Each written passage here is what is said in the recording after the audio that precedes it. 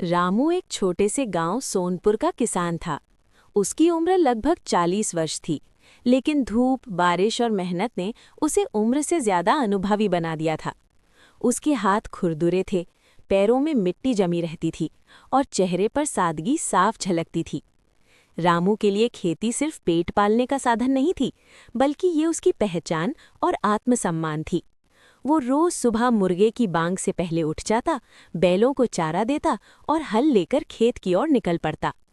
खेत में खड़ी फसल को देखकर वो ऐसे मुस्कुराता जैसे कोई पिता अपने बच्चे को देख रहा हो। सीता रामू की पत्नी थी। वो शांत, समझदार और बहुत धैर्यवान थी।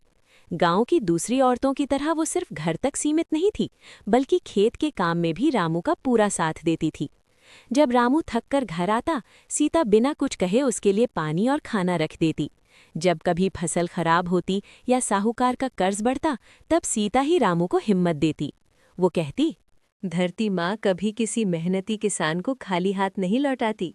रामू और सीता का इकलौता बेटा था। वो 10वीं कक्षा में पढ़ता था और पढ़ाई में तेज था। शहर के स्कूल से उसने खेती के नए तरीके, जैविक खाद और सिंचाई की आधुनिक विधियों के बारे में सीखा था। मोहन अपने पिता से कहता, बाबा, अगर हम टपक सिंचाई लगाएं और सही बीज चुनें तो कम पानी में ज्यादा फसल होगी।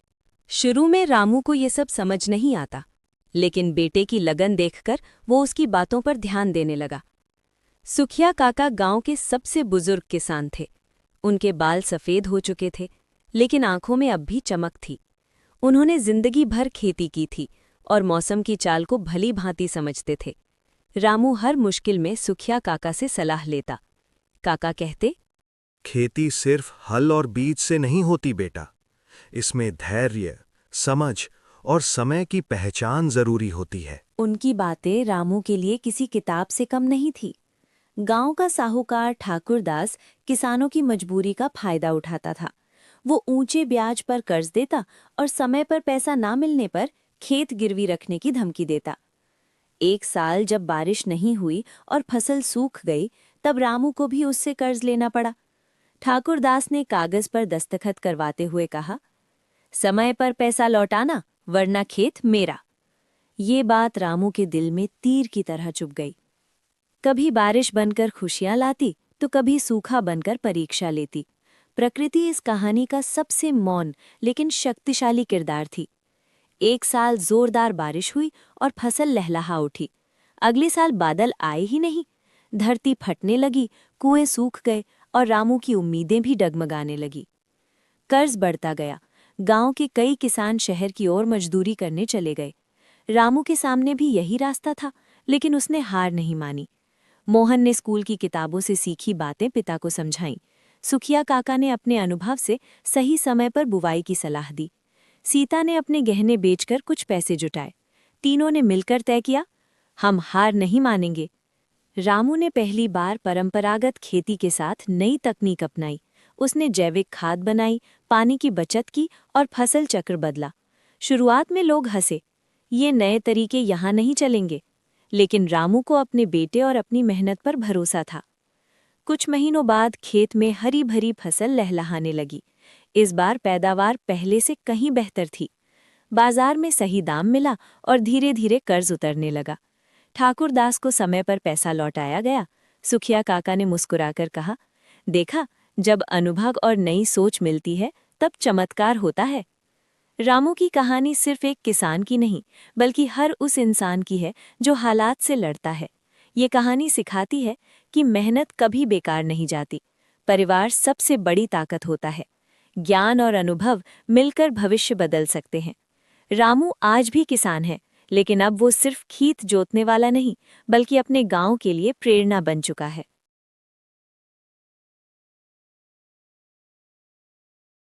भरे खेतों और शांत पहाड़ियों के बीच बसा सूरजपुर गांव अपनी सादगी और मेहनतकश लोगों के लिए जाना जाता था। इसी गांव में रहता था समर्पित, दयालु और सपने देखने वाला एक लड़का आरव।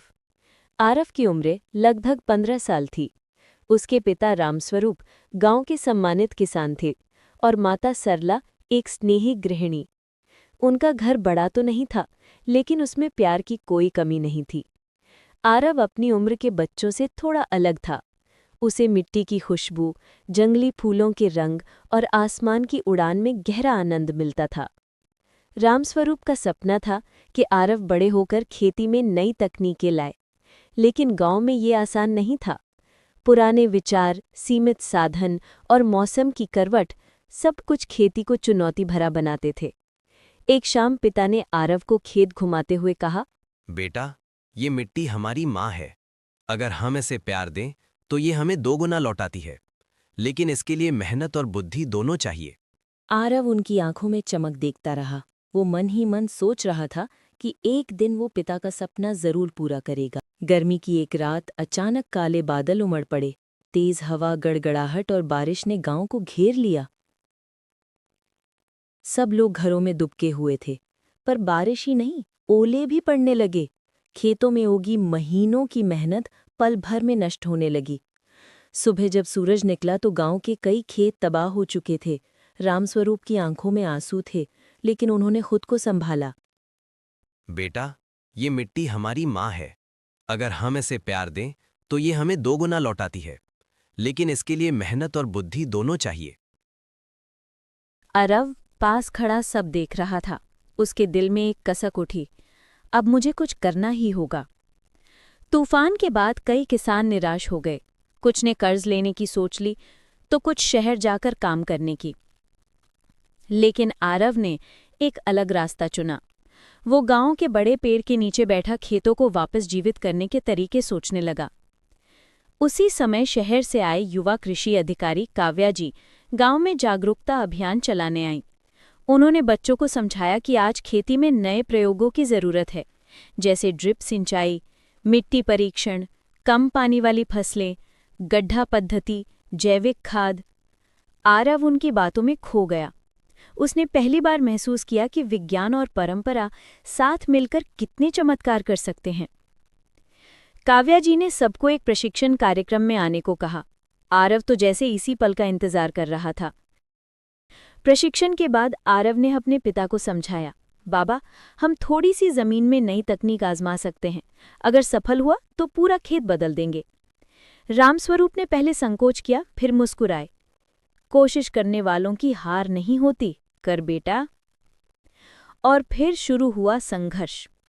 सुबह 5 बजे उठकर खेत समतल बनाना, पुराने कुएं से पाइपलाइन जोड़कर ड्रिप सिंचाई लगाना, रसोई के कचरे से जैविक खाद बनाना, छांवदार पेड़ लगाने की योजना बनाना, गांव के अन्य बच्चों को जोड़ना। लोग आरव को पागल कहते, नई नई चीजें करने चला है, खेती कोई प्रयोगशाला थोड़ी है। लेकिन आरव रुका नहीं। लंबे 3 महीनों बाद वही खेत जो तूफान में नष्ट हुआ था, अब हरियाली से चमक रहा था। पौधे पहले से ज्यादा स्वस्थ थे, पानी आधा ही लगा, खर्च कम हुआ, उत्पादन बढ़ा। गांव वाले हैरान थे। रामस्वरूप गर्व से बेटे को देखते रहे। उनके दिल में लगा घाव पूरी तरह भर चुका था। बेटा, तूने मेरे सपने को नई दिशा दे दी, उन्होंने कहा।